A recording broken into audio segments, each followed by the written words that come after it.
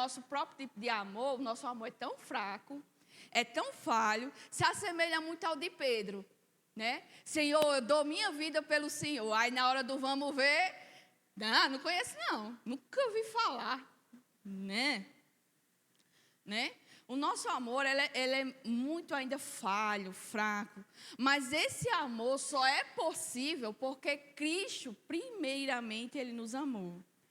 E isso é refletido na relação que o pai tem com o filho. Assim como o pai ama o filho e o filho ama o pai, o filho ama os seus discípulos. E como o amor entre o pai e o filho é mútuo, e é intrínseco, e não há como desassociar, consequentemente, a quem o filho ama, o pai também vai amar. E da mesma forma como é a relação de amor entre o pai e o filho, é o espelho que nós devemos ter para o nosso amor para com o nosso Senhor. Eu amo porque eu sei o que Ele fez por mim. Eu amo porque eu sei do que eu sou capaz de fazer. Eu amo porque eu sei que pelas minhas próprias forças eu vou cair. Eu amo porque eu sei que eu não valho nada. Cristo foi que me amou, Cristo foi que me atribuiu valor. É em Cristo que eu sou vivificado, é em Cristo que os meus pecados são perdoados, é em Cristo que os meus pecados não são levados em conta. Quando Deus Pai olha para mim, Ele não vê os meus pecados, Ele vê o sangue de Cristo derramado em mim, as minhas vestes purificadas e tornadas limpas, não por causa das minhas obras, não porque eu sacrifiquei carneiros, não porque eu sacrifiquei bodes, mas porque Cristo se ofereceu como sacrifício único e eficaz em meu favor. Por Ele amar o Pai, Ele veio e se encarnou. Por Ele amar o Pai, Ele cumpriu cabalmente a sua vontade. Cristo em nenhum momento diz: aqui eu estou fazendo o que eu quero. Aqui eu estou fazendo o que eu acho que é correto. Em todas as suas ações, Cristo diz: eu não vim para fazer a minha vontade, e sim a vontade daquele que me enviou. É neste amor, é nesse tipo de amor que deve ser refletido o meu amor para com Deus. E também o meu amor para com o próximo. É nesse modelo que eu devo me espelhar. E é nesse modelo que é baseado o mandamento de Cristo para nós. Não ame como você ama seu pai, sua mãe, seu cônjuge, ou até mesmo seu filho, seu amigo. Ame como eu lhe amei, como o Pai me amou. Esse é o espelho de amor que nós devemos ter. Então, quando Jesus chama a atenção para amar, se me amais, sempre tem essa condição: se me amais, se vocês de fato me amassem, né? Porque o Senhor sonda e conhece os nossos corações. Ele sabe da debilidade do nosso amor frágil. Ele ainda não é inteiro como ele deveria ser. Ele sabe que o nosso amor é muito dependioso das circunstâncias. Eu amo a Deus quando Deus me abençoa da forma como eu espero que Ele me abençoe. Quando as minhas orações não são atendidas, o meu coração fica temeroso, fica triste. Não é nesse tipo de amor que deve ser baseado, mas é um amor incondicional. E é um amor expresso em realidade, não em palavras. Você dizer que você ama, qualquer um pode dizer, meus irmãos. Até o seu inimigo, olhando para você, diz que lhe ama. Quando, na verdade, por trás ele vai, taca-lhe a estaca no coração. Né? Igual um vampiro, para morrer mesmo de vez. Ele vai e lhe apunhala pelas costas. Dizer, todo mundo pode dizer. Falar é fácil. Já dizia o bordão, né? Todo mundo sabe desse bordão. Falar é fácil. Difícil é você viver. Você já experimentou amar genuinamente quando você sabe que o outro não lhe ama? Você já amou, mesmo sabendo que aquela pessoa na sua frente é aquele cordeirinho, por trás é um lobo nas suas costas? Você já amou quando quando alguém lhe constrange ao ponto de acusar você de alguma coisa que você não fez? E você amar verdadeiramente? Sem falsidade?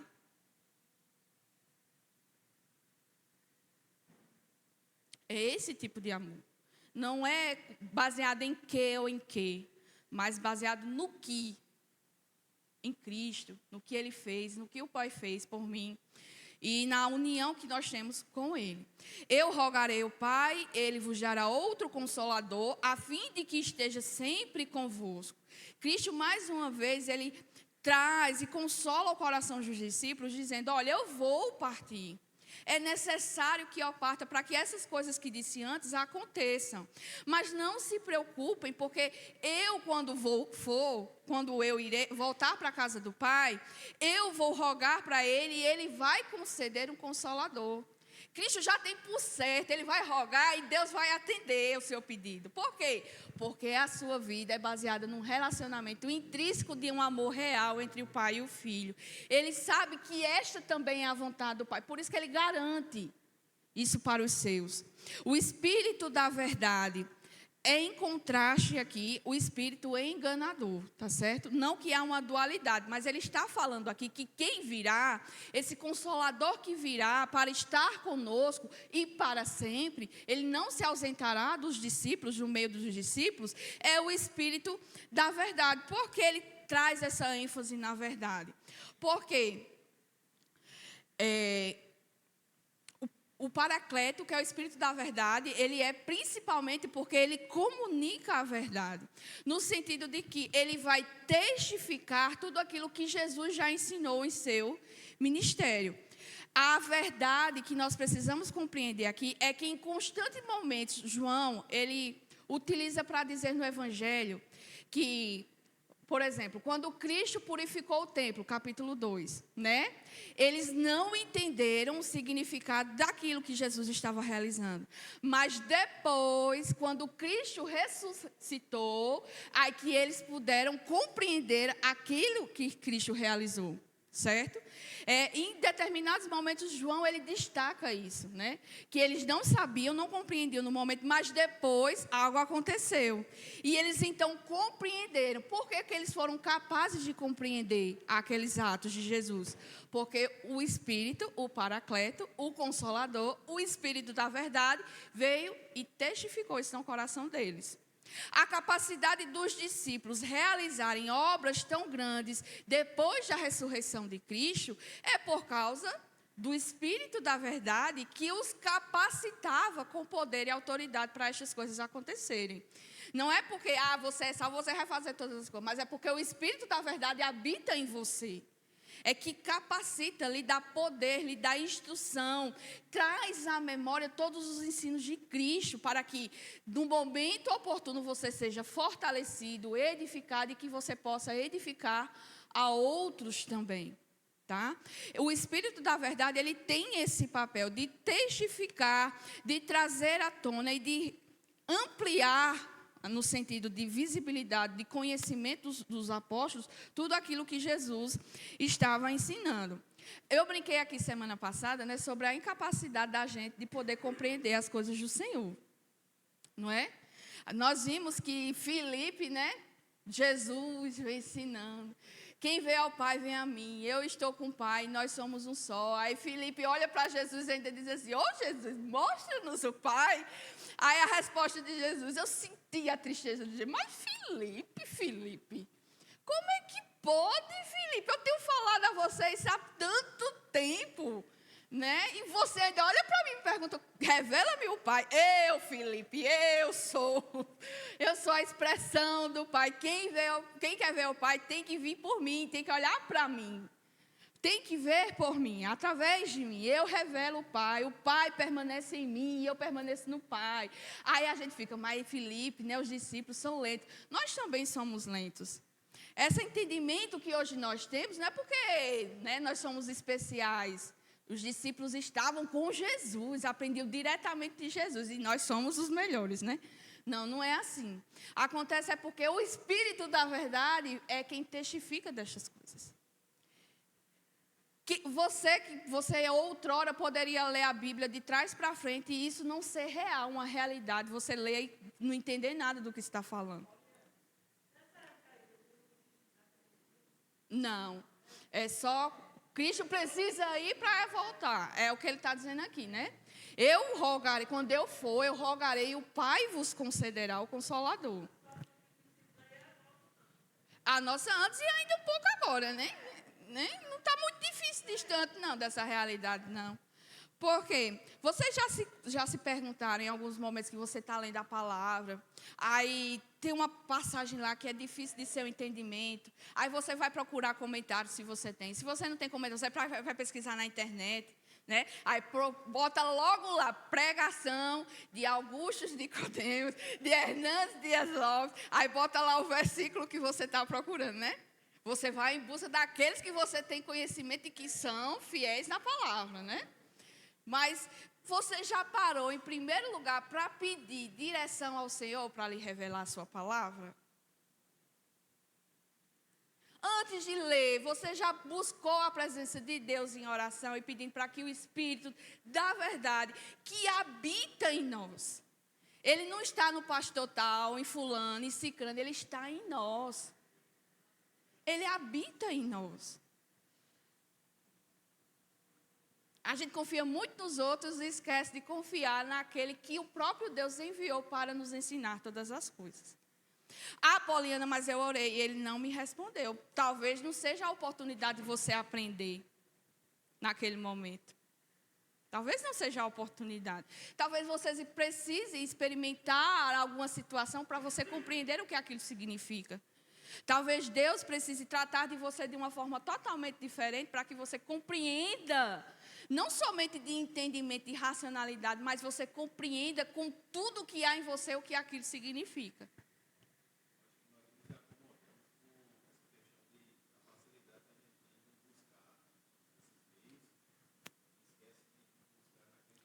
Ensina. Sabe o que a gente não quer muitas vezes é ter trabalho. Assim, a internet...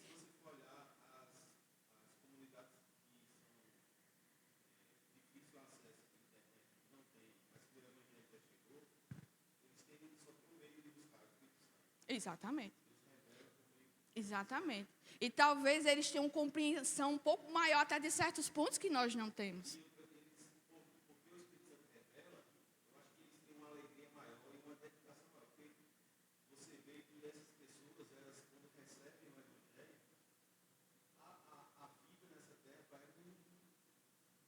É totalmente diferente a vida.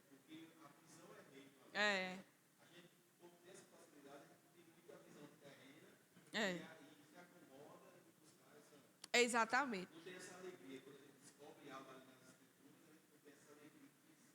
Não tem, não tem.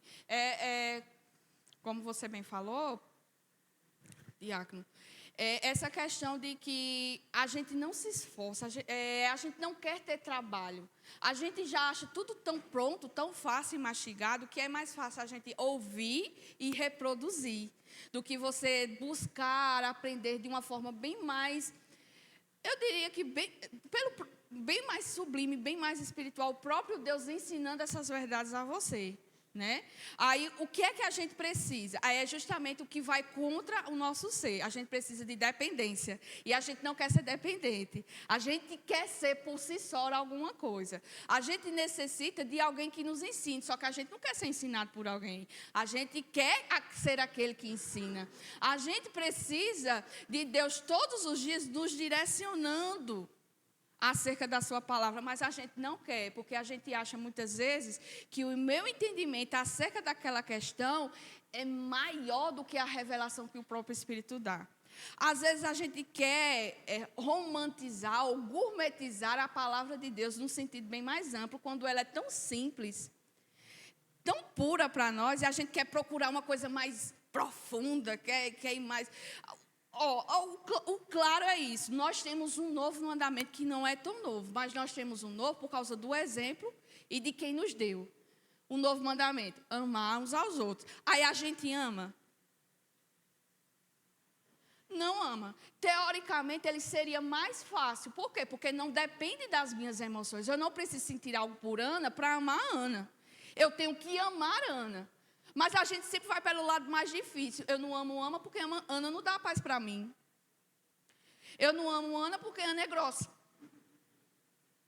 Eu não amo Ana porque vieram me falar que Ana estava falando mal de mim. Hã? E Ana se abana muito, né? Balança meus cabelos na hora. Aí o meu cabelo fica. E Ana lá se balançando, não tem como, né? Nós que colocamos empecilhos demais. A ordem, teoricamente, ela é simples e não é ao mesmo tempo. Simples por quê? Porque uma criança, ela memoriza isso e ela é capaz de replicar. Não é simples porque a dureza do nosso coração não permite que isso seja real e visível. Eu não vou amar Ana, eu não vou amar Mariana, eu não vou amar quem quer, porque eu não quero amar, porque eu não sinto algo para expressar isso de volta. Eu tenho que receber alguma parte dela para eu poder replicar. Só que Cristo nos manda amar sem qualquer situação. Não precisa ter um plano de fundo. É meu mandamento que vocês amem. Eu estou colocando alguma condição aqui para amar? Eu estou dizendo que é para amar assim, assim, desse jeito, aí sim vocês vão estar amando? Não, é para amar. Cristo é o maior exemplo, meus irmãos. Por quê? Porque Cristo deixou a sua glória, glória de Deus, de Criador de todas as coisas, a majestade que Ele tem nos céus. Ele abdicou, se tornou como sua criação, se tornou como... Você contempla isso? Deus, Criador, homem, até hoje dá um tilt no meu juízo. Dá um tilt, porque, nossa. Aí você olha para Deus homem, se limitando a sua vida, todo o seu ser, quem Ele é, numa carnalidade como a nossa. E ainda mais, ir para um povo que Deus anteriormente já havia salvo, libertado da escravidão, havia purificado, dado leis, amado, perdoado, e o povo pecando, e Deus perdoava, e o povo pecava, e Deus perdoava. Aí chega uma hora que não dá não, porque vai continuar o resto da vida assim. Agora há necessidade de que aquilo que havia se determinado no tempo, antes do tempo, se cumpra. Aí Cristo vem, ama um povo que não lhe ama, que persegue, que traz injúrias, que blasfema contra ele. Cristo ama. Se olhar para mim e para você, nós não somos merecedores do amor de Deus. E Cristo nos ama. Ele não nos amou, Ele nos ama. E eu, vez ou outra, continuo ainda revelando o pé, ainda o meu coração se enche de amargura, de tristeza, de rancor, de raiva, e Ele me ama. Ele me ama ao ponto de morrer na cruz para perdoar os meus pecados. E Ele, a partir de então, olhar para mim e não ver mais a mim, ver a obra vicária do seu filho.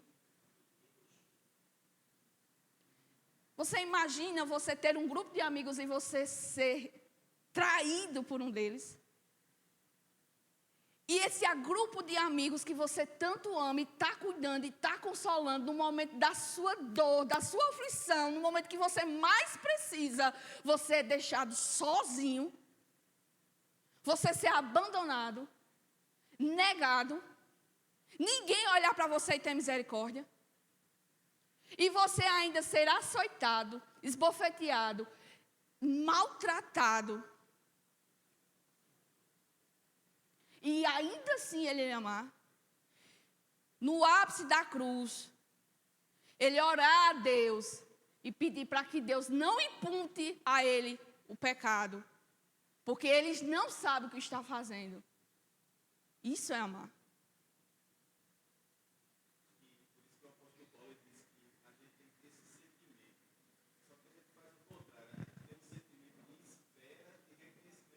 Exato. Sentido, magoado. Cristo não esperou ser amado de volta para amar. E amar com toda a sua força, com toda a sua intensidade ao ponto de dar a sua vida. E Ele, até no momento, até quando Ele expirou, meus irmãos, Ele não recebeu. Ele não recebeu. E Ele amou. E nos amou até o fim. E nos ama e nos amará até o fim. E nos amará por toda a eternidade. Isso é que é amor. Mas não, para nós é difícil demais, né? Quanto mais buscar a presença de Deus em oração, para que Ele mesmo revele a nós a sua palavra, para que Ele nos conduza pelo caminho justo, pelo caminho reto, para que nos momentos oportunos, o mesmo Senhor e Deus que nos instrui na sua palavra, nos traga a memória, para que nós sejamos fortalecidos, firmes, para que a nossa fé não descaia, para que ela seja fortalecida nele mesmo. É essa a realidade aqui. Aí a gente quer encontrar tudo pronto, meus irmãos. Nós somos preguiçosos, dizemos que amamos coisa nenhuma. Você ama a você mesmo, você ama o seu coração mesmo, a sua vida mesmo. A gente não ama. Nós não amamos como convém, a realidade é essa. Você pode estar se doendo aí agora, mas a realidade é essa. Nem eu nem você amamos como convém. Nós não amamos porque nosso amor é superficial. Ele é circunstancial. Até ao ponto de que tudo isso que Cristo realizou por nós, a gente faz pouco caso. É difícil acordar cedo para ver a escola dominical. Olha que a escola começa de 9. Se fosse para a igreja católica, a missa lá começa de 7. Está cheia. Eu digo porque eu passo por lá quando eu venho para cá. Está cheia. E a igreja é enorme, né? A igreja é enorme. Para outras coisas, nós colocamos o nosso coração, né?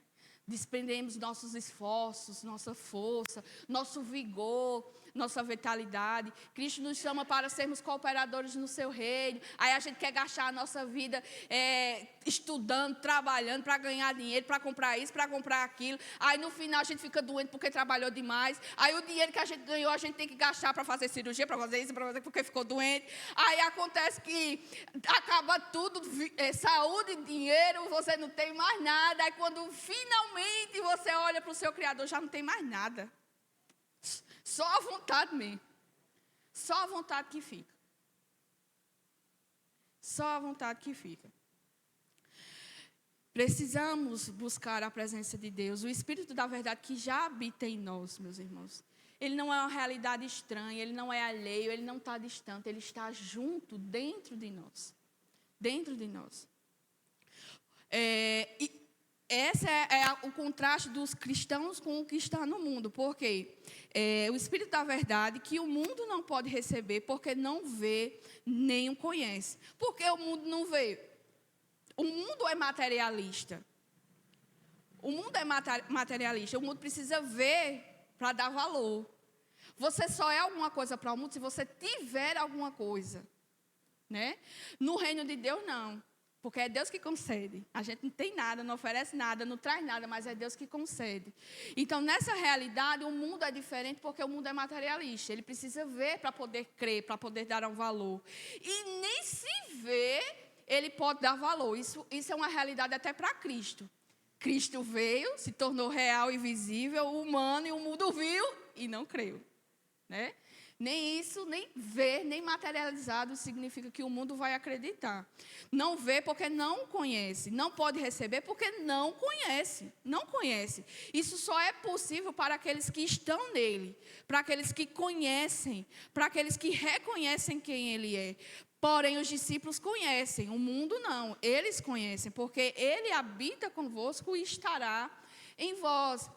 Lembre-se que aqui é um compêndio teológico, tá certo? Nós vamos ver ontologicamente Jesus explicando a questão da salvação. Deus Pai, Deus Filho. E agora ele está revelando aos discípulos Deus Espírito Santo. Tá? Não é uma força, não é uma pomba que vem desce sobre nós, apesar da representação em Atos, né? Mas não significa aquilo. É o próprio Deus, agora de uma maneira real, né? E sentida por nós. É essa manifestação que Cristo está trazendo aqui. E com isso, por Deus Pai, Deus Filho e Deus Espírito ser um, é que ele garante que agora eles vêm. O Espírito Consolador que eles conhecem, porque habita convosco, ele está se referindo a ele mesmo. E Cristo é Deus.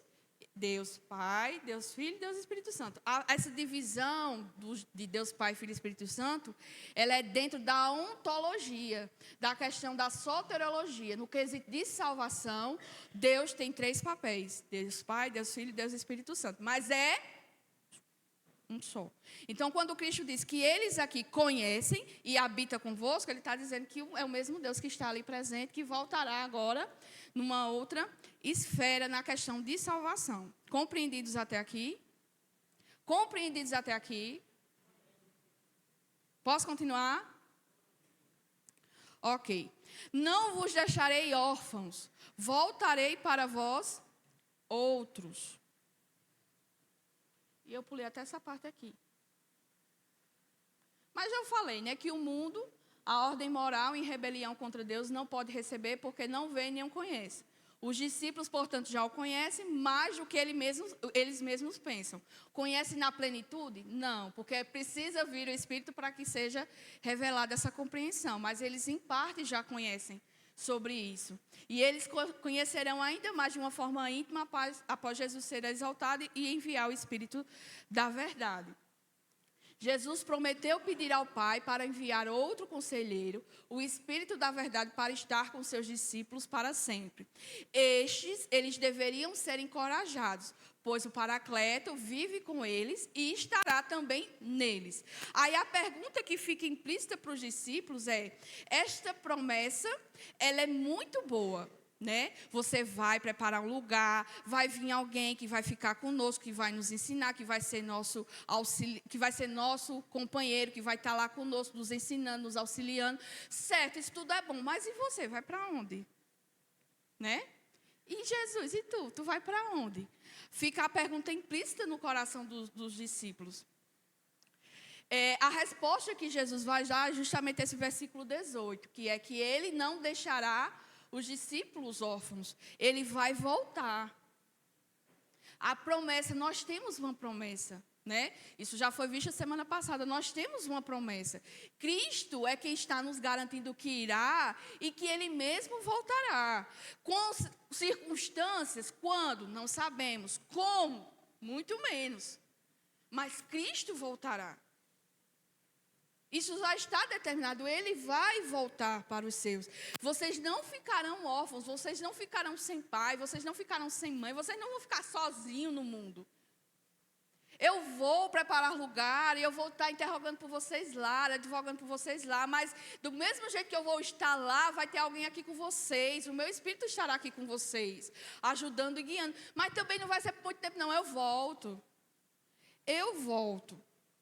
Aí a dúvida que fica aqui é em que volta Cristo está se relacionando. Se você for procurar comentários, alguns vão dizer que é a volta após a ressurreição. Cristo não aparece novamente para os discípulos após a ressurreição. Alguns interpretam que é essa volta. Outros já interpretam que é a segunda volta de Cristo. Aqui ele vem com plenitude, ele vem montado no cavalo branco, ele vem guiando o exército do Senhor, ele vem para derrotar os nossos inimigos, o inimigo de Deus, e para nos levar de volta para casa. Louvado seja Deus, meus irmãos. Se alegre nessa promessa. Se alegrem nisso. A promessa de Deus, ela pode tardar para nós que estamos limitados no tempo, mas para Deus ela virá no momento oportuno. Cristo voltará para nos levar.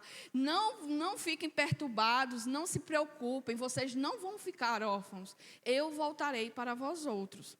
Ainda por um pouco e o mundo não me verá.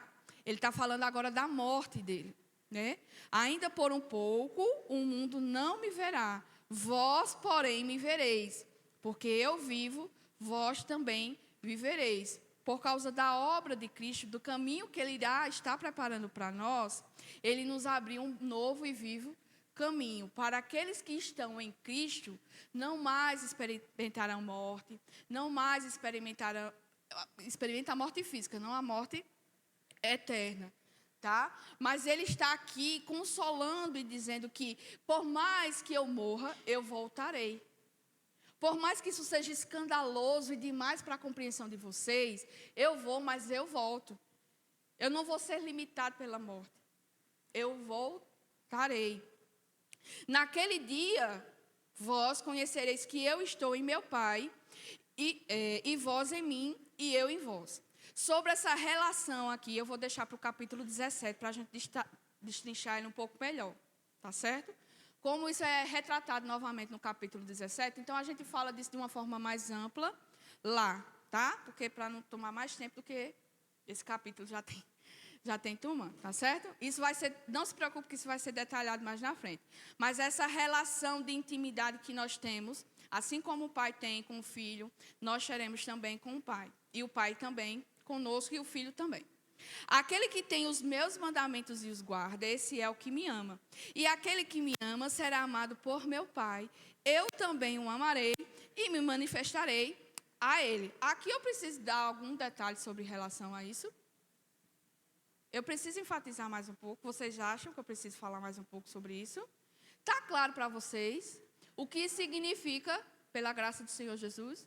Eu não mandei vocês lerem e estudarem semana passada. Pronto, o que isso significa aqui para vocês?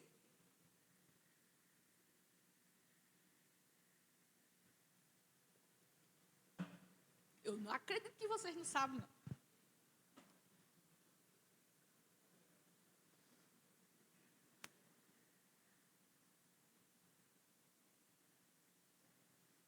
É tudo que a gente já vem falando, meus irmãos. É tudo aquilo que a gente já vem falando. Vocês têm medo de quê? De responder o quê? Aquele que tem os meus mandamentos e os guarda. Aquele que ama a Cristo, que genuinamente ama a Cristo, certo? Esse é o que ama.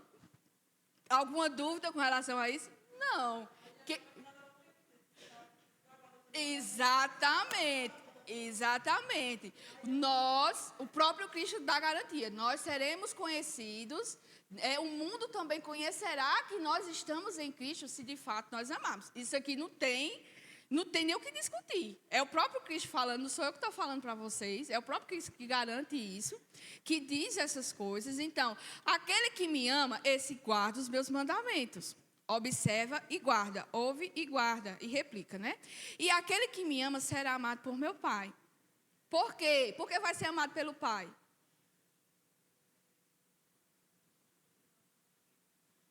Ai, não me façam chorar aqui por causa disso, não. Por quê, gente? Hã?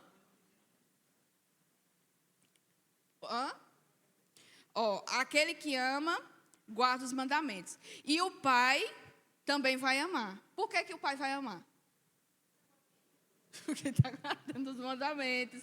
Por causa da relação de intimidade, quem esse mandamento ele é espelhado, é da relação mútua entre o pai e o filho. Se o filho ama, automaticamente o pai vai amar, porque eles estão ligados um pelo outro. O amor deles é unido. Deus não vai amar e o filho vai amar separado. Deus não vai dizer eu amo Poliana e Jesus vai dizer eu não amo Poliana. Não é assim, tá? Um ama, porque ambos estão ligados nesse tipo de relação. Se Cristo ama, automaticamente o Pai também vai amar.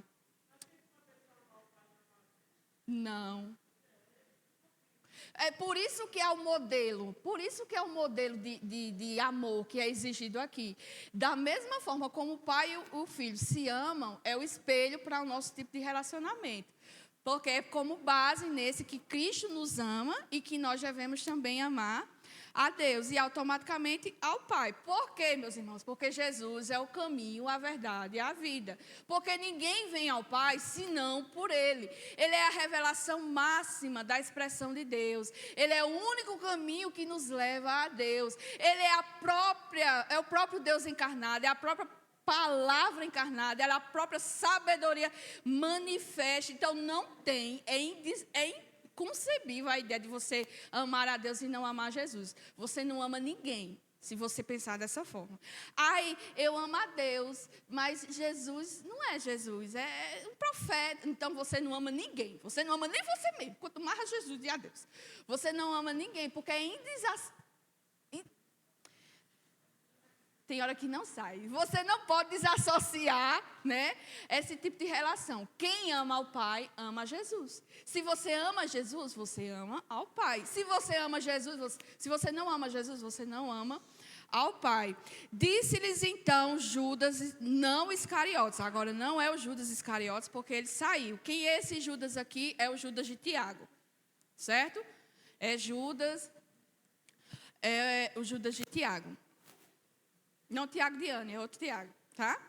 Disse-lhe Judas, não Iscariotes, de onde procede, Senhor, que estás para manifestar-te a nós e não ao mundo? Mais uma vez, os discípulos são um pouco lentos para absorver as informações, né? Ora, Paulina, mas também Jesus vem de uma lapada só, dizendo que vai partir, que a gente é para amar uns aos outros do jeito que ele e o Pai se amam. E agora, ele disse que é para a gente não se atemorizar e que vai enviar outro. Quem é esse outro que eu não sei? E o que é que vai acontecer? E Jesus vai voltar? Mas a palavra diz que Jesus vai voltar no sentido totalmente apocalíptico. Todos os olhos verão, todas as nações contemplarão o Messias, aquele que viria para trazer a paz do povo, para que o reino de Deus avance por sobre a terra. É esse tipo de pergunta que Tomé tem aqui. Tomé não, Judas. Que Judas tem aqui. De onde procede, Senhor, que estás para manifestar-te a nós e não ao mundo? Onde é que está escrito isso, que o Senhor virá só para a gente? E o mundo não verá a tua glória. Onde é que está escrito? Aí Cristo, mais uma vez com sua paciência, ele vai dizer que não é que é nesse sentido. Não é na volta ainda apocalíptica que ele está se manifestando aqui. Responde Jesus, se alguém me ama, guardará a minha palavra, e o meu Pai o amará, e viveremos para ele, e faremos nele morada. O que Cristo responde aqui a Judas é o fato da obra que ele está prestes a realizar. Por mais que haja essa expectativa messiânica, lembre-se sempre do contexto histórico. Os judeus pensavam que o Messias viria para restaurar uma condição política. A glória que eles tinham como povo, um povo livre, um povo que podia adorar a Deus livremente, que não estava sob o jugo de algum império, de algum poderio militar, econômico. Eles queriam ser livres. A expectativa messiânica deles era de libertação política. Então, quando eles esperavam o Messias, eles esperavam um Messias que viria com guerra, para trazer de volta a liberdade deles. Eles esperavam um Messias que viria e tomaria o trono. Já não era mais o imperador romano que ditaria as ordens sobre Israel, sobre Judá, sobre o povo de Deus. Agora era um Messias, aquele líder político. Era a interpretação e a visão que eles tinham. Então, todo o seu parâmetro de restauração, de escatologia, estavam voltados nisso. Uma reformação política, econômica. Mas Cristo não vem para esse sentido. Cristo não vem. E quando ele responde a Judas, ele responde ensinando o papel dele. Eu não vim para trazer liberdade política, eu vim para trazer uma liberdade que você, imperador, poderio da nação nenhuma pode trazer. Paz com Deus.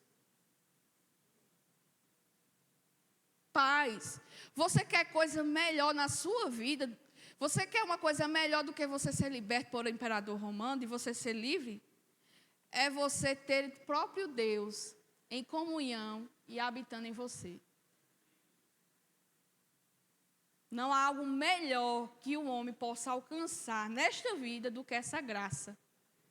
De ter o Pai, o Filho e o Espírito Santo habitando em você. De você ter paz com Deus. Não há liberdade maior do que essa que Cristo veio trazer para o seu povo. Quem não me ama, mais uma vez, né? Isso a gente pode até achar repetitivo. Quem me ama guarda os meus mandamentos, quem não me ama não guarda. Mas mesmo sendo repetitivo, ainda é difícil para nós, não é? Pode ser exaustivo. Jesus está levando à exaustão esse tema. Mas é para que isso fique firmado, isso fique arraigado. Não é uma coisa solta que Cristo soltou em determinado momento, mas isso é uma realidade do seu povo. Se você me ama, você guarda as minhas palavras. Se você não ama, você não guarda. Simples assim.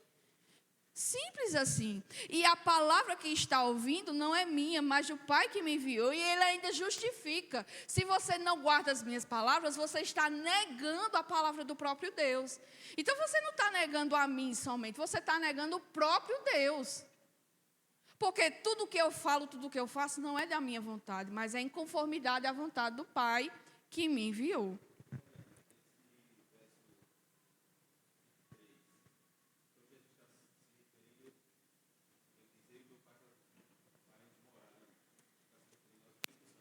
O Espírito Santo. Lembre-se que, ontologicamente, Cristo explica isso. Cristo nos ensina isso. Pai, Filho e Espírito Santo são um. Quando o Espírito vem, não é uma coisa aleatória ou solta que vem. É o próprio Deus Pai, o próprio Deus Filho que também está nesta relação. Deu para entender nesse sentido? Deu para entender? Mesmo que ontologicamente cada um tem o seu papel, mas estão presentes.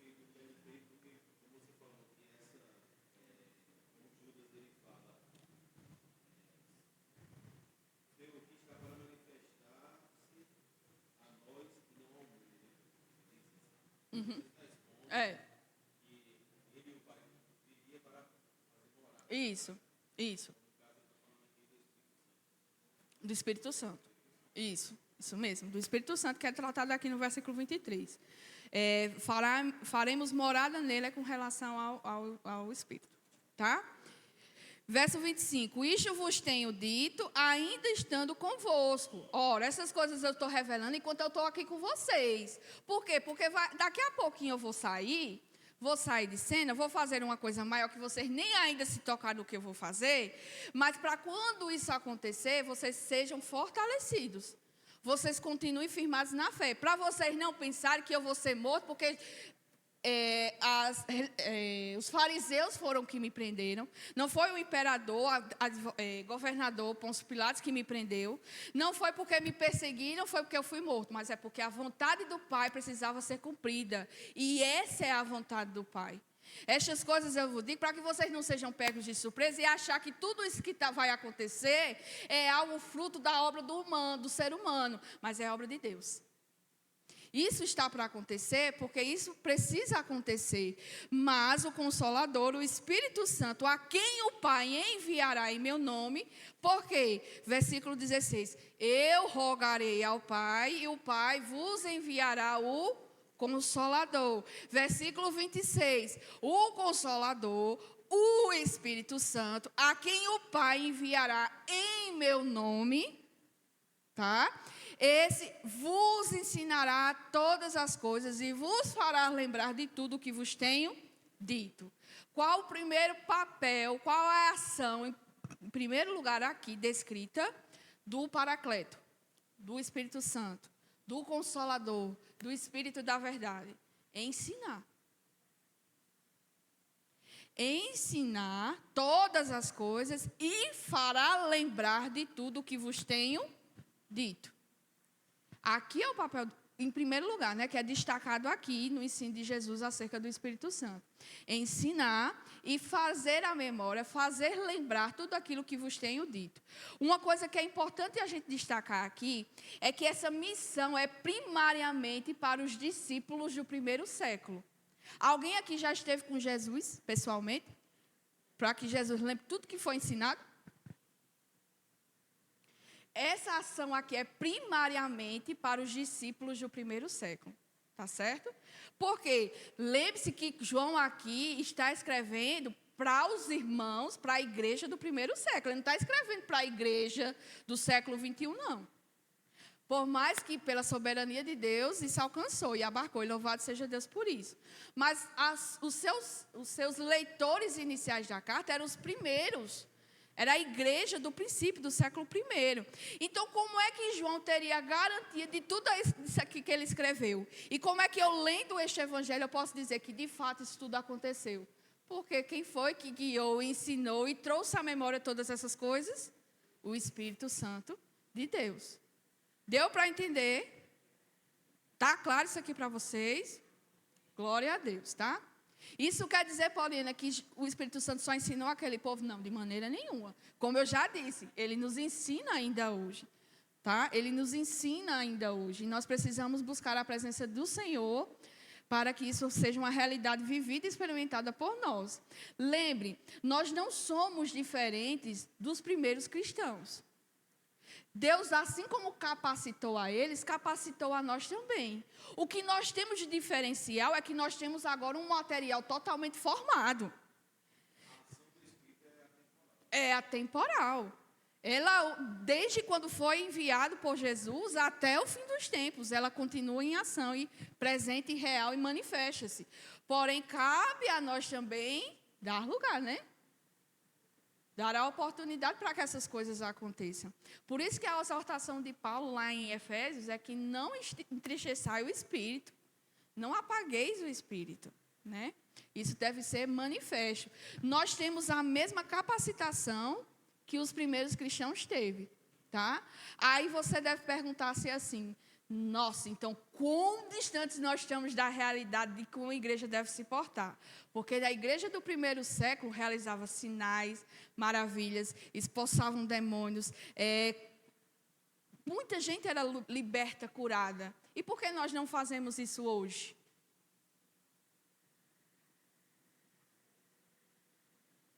Essa pergunta é retórica, porque eu não conheço o coração de ninguém. Mas Deus sonda e conhece. E você sabe muito bem o porquê disso. Você sabe muito bem o porquê disso. Enviar o Consolador a quem...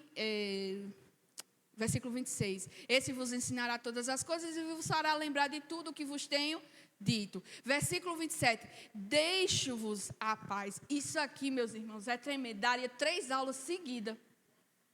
Só sobre a paz. 3 aulas seguidas, mas como eu falo demais, daria 1 ano. 1 ano essa paz seria explicada aqui, né? Ô, Senhor, obrigada, porque eu falo demais. Deixo-vos a paz. Vocês já se perguntaram em algum momento a vocês, por que quando nós nos cumprimentamos, nós damos a paz do Senhor? Você sabe por que você dá a paz do Senhor? Ou porque você foi replicado isso a você. Você entrou, né? Aí todo mundo dava paz, eu só fiz repetir, né? A comunhão, paz. Você entende o sentido e o real motivo de darmos a paz uns aos outros? Jesus, né? Aqui, essa paz aqui que ele fala é num contexto de despedida. Ele está se despedindo dos seus discípulos. Então, quando ele diz que deixa a paz, é no sentido de despedida. Eu estou deixando com vocês a paz, certo? A paz...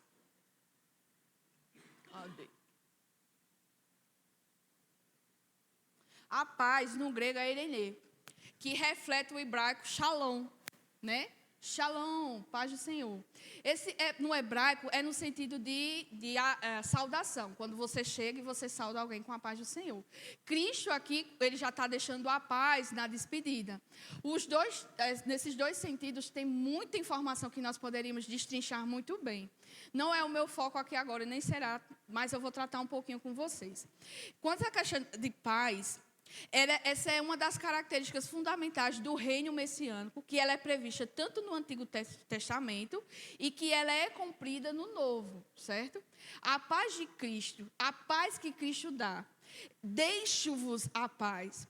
Quando Cristo está consolando aqui os seus discípulos, ele diz o quê? Para que eles não fiquem temorizados. Não turbem o vosso coração. Por quê? Porque eu vou, mas eu vou porque eu vou preparar lugar, para que vocês sejam frutíferos na obra que Deus vai designar vocês a cumprirem, para que as orações de vocês sejam atendidas, é preciso que eu vá. É preciso que eu vá também para que o Consolador seja enviado. E ele não mais será, a atuação dele é diferente da minha, porque ele estará em vós. Ele estará em vocês, ele vai ensinar e vai trazer a memória e a aplicação de tudo aquilo que vocês já ouviram da minha parte. E para testificar ainda, e para que o coração dos discípulos não sejam atemorizados, como se isso não fosse o suficiente, eu estou partindo, mas eu deixo com vocês a paz.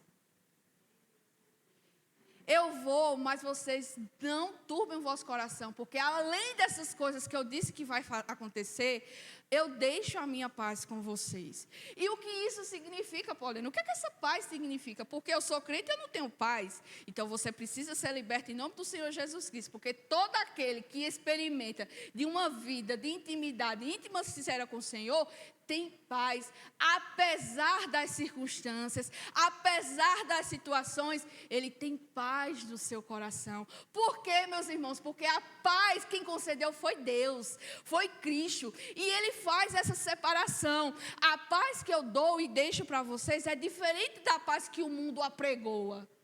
É diferente da paz que vocês tanto almejam. A paz que eu dou e deixo para vocês é uma paz que excede todo o entendimento. O mundo olha e busca a paz por meio da força, por meio da guerra. Havia no contexto histórico a paz romana. E o que significa essa paz romana?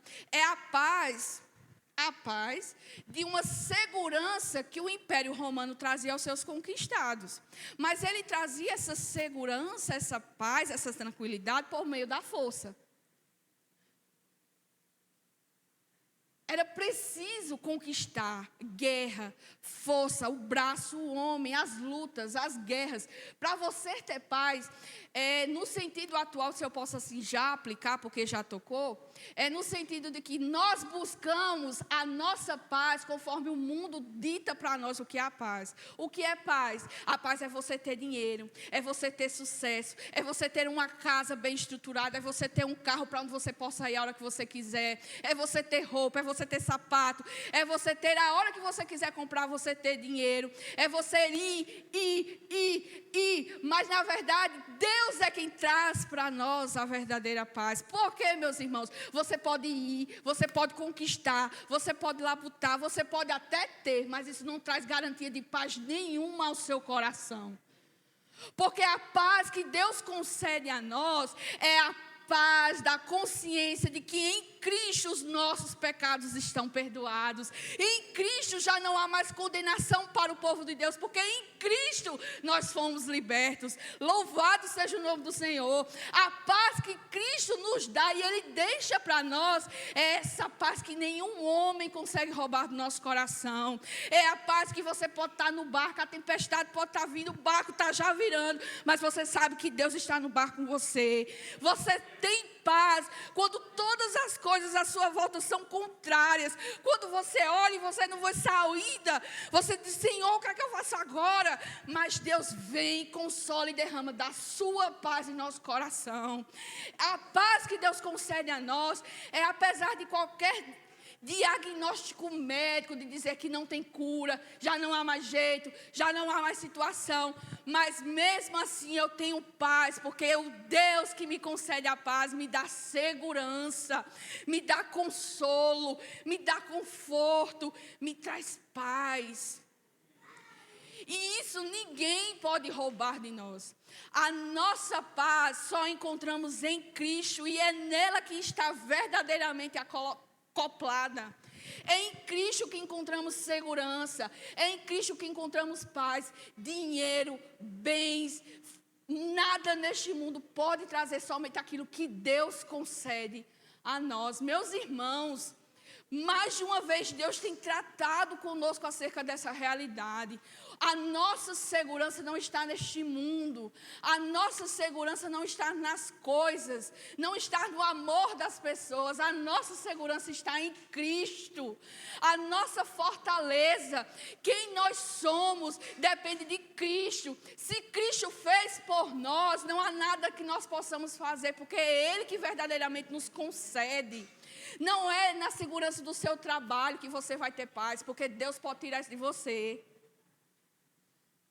Não é no conforto da riqueza que você vai encontrar paz, porque você nunca vai ter paz, porque você vai estar sempre preocupado de alguém roubar isso de você. Você nunca vai ter paz nas coisas deste mundo.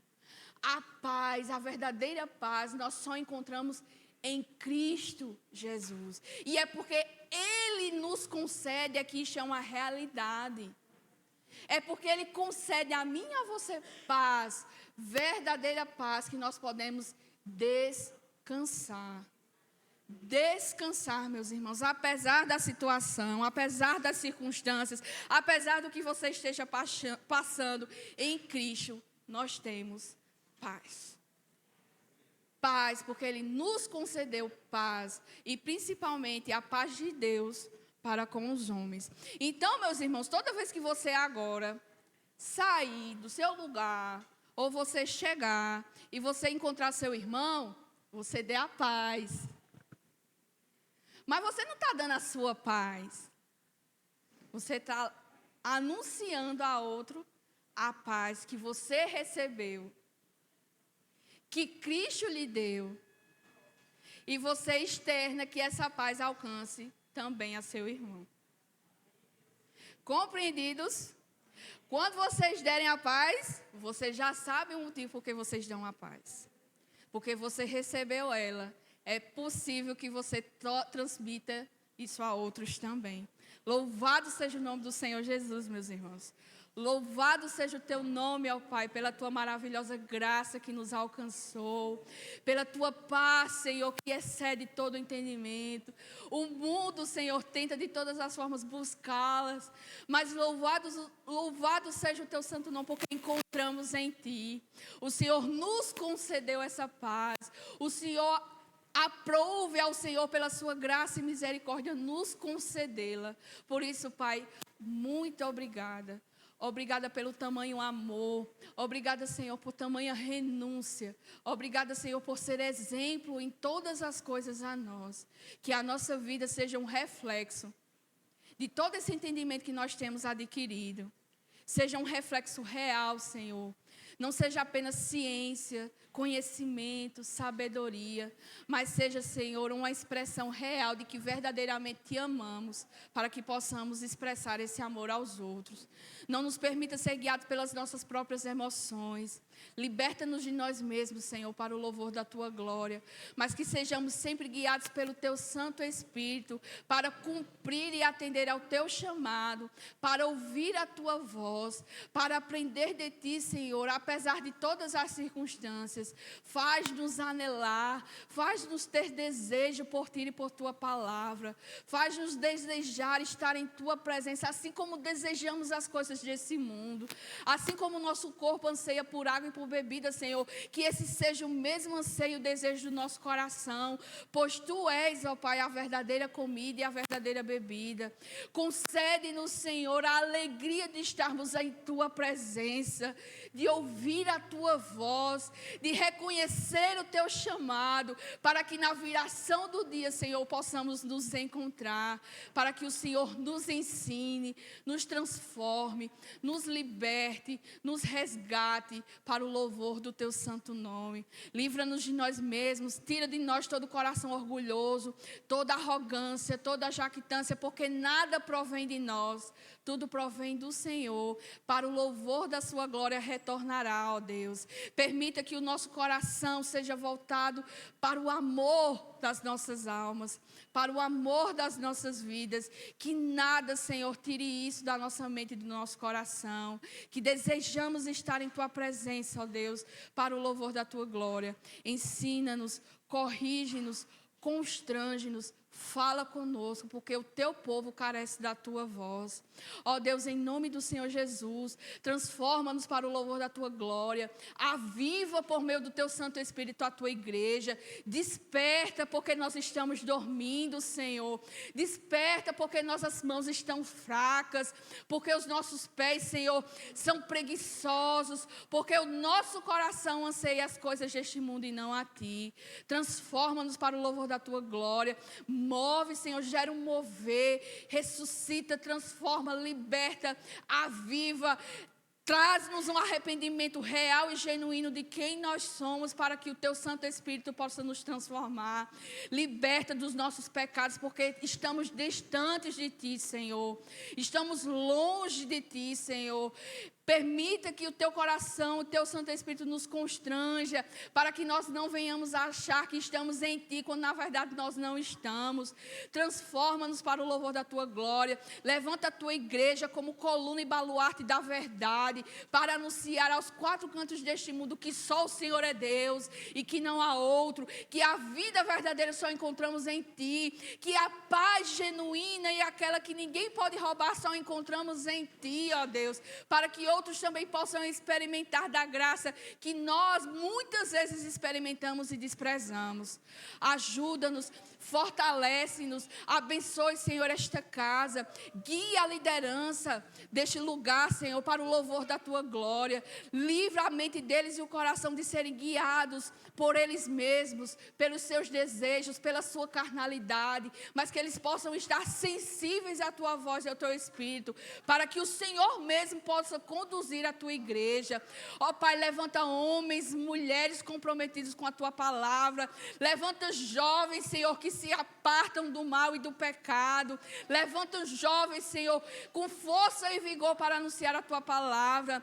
Concede aos adolescentes e às crianças também esse entendimento. Livra, Senhor, de burburinhos, livra, Senhor, de disse-me-disse, livra, Senhor, de tudo aquilo que não convém para o louvor da tua glória. Opera em nós o teu amor, para que possamos amar também. Tira do nosso coração todo orgulho, toda amargura, toda tristeza. Transforma isto, Senhor, em uma mola impulsiva, para que o teu amor seja manifesto. Aquilo que eu não recebi, que eu possa ser canal para transmitir, para que o teu reino avance, para que a tua glória seja manifesta neste lugar, e para que também o mundo veja o teu amor refletido em nós. Ajuda-nos, ó Deus, em nome do Senhor Jesus. Amém.